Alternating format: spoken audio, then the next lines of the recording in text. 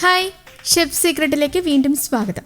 പേരുകൊണ്ട് മാത്രമല്ല, രുചി കൊണ്ടും വെറൈറ്റി ആയിട്ടുള്ള പല ഡിഷസുമാണ് ഷെഫ് സീക്രട്ടിൽ പരിചയപ്പെടുത്തുന്നത്. ഇന്നും അതുപോലത്തെ ഒരു വെറൈറ്റി ഡിഷാണ് പരിചയപ്പെടുത്താൻ പോകുന്നത്, നാടൻ ഇടി ചിക്കൻ.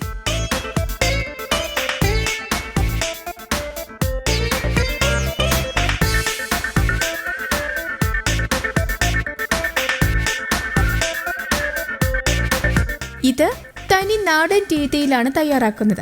നമുക്കിതിന് ആവശ്യമായ ഇൻഗ്രീഡിയൻസുകൾ എന്തൊക്കെയാണെന്ന് നോക്കാം.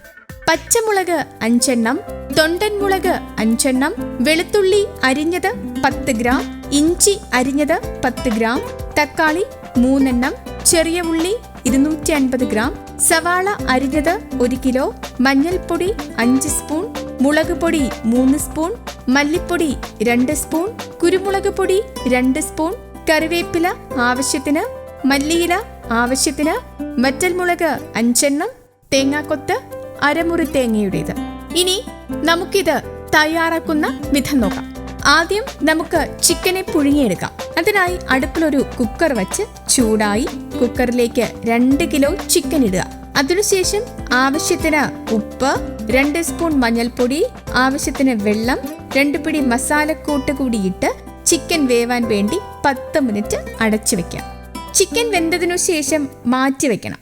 എന്നിട്ട് ഒരു ചീനിച്ചട്ടി അടുപ്പിൽ വെച്ച് അത് ചൂടായി വരുമ്പോൾ 25 ഗ്രാം വെളിച്ചെണ്ണ ഒഴിക്കുക.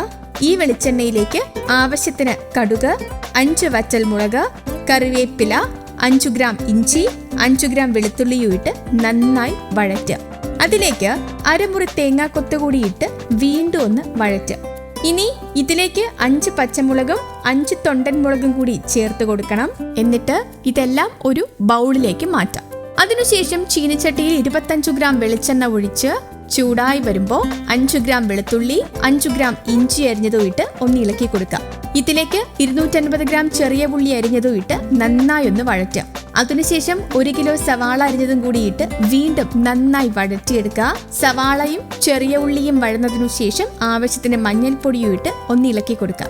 എന്നിട്ട് അതിലേക്ക് 3 തക്കാളി അരിഞ്ഞതും ഇട്ട് വീണ്ടും നന്നായി ഇളക്കണം. അതിനുശേഷം അതിലേക്ക് 3 സ്പൂൺ മുളക് പൊടി, 2 സ്പൂൺ മല്ലിപ്പൊടിയും ഇട്ട് ഒന്നുകൂടി ഒന്ന് ഇളക്കി കൊടുക്കുക. മസാല നന്നായി ഇളക്കിയതിനു ശേഷം 2 സ്പൂൺ കുരുമുളക് പൊടി, 2 സ്പൂൺ ഗരം മസാല കൂടി ചേർത്ത് കൊടുക്കുക. ഇതിലേക്ക് ഇനി ആവശ്യത്തിന് ചിക്കന്റെ സ്റ്റോക്ക് വാട്ടർ കൂടി ഒഴിച്ച് ഒന്ന് ഇളക്കി കൊടുക്കുക. ഇനി ചിക്കൻ തണുത്തതിനു ശേഷം ചിക്കനിൽ നിന്ന് എല്ല് മാറ്റി ചിക്കൻ നന്നായി ഇടിച്ചെടുക്കണം. എന്നിട്ട് ഈ ചിക്കനെ നമ്മൾ തയ്യാറാക്കിയ കറിയിലേക്ക് ഇട്ട് കൊടുക്കുക. എന്നിട്ടത് നന്നായി ഇളക്കുകയും വേണം. അതിനുശേഷം ആവശ്യത്തിന് സ്റ്റോക്ക് വാട്ടർ കൂടി ഒഴിച്ച് വീണ്ടും ഒന്ന് ഇളക്കി ചിക്കൻ വെന്തു വരാൻ വേണ്ടി വയ്ക്കണം.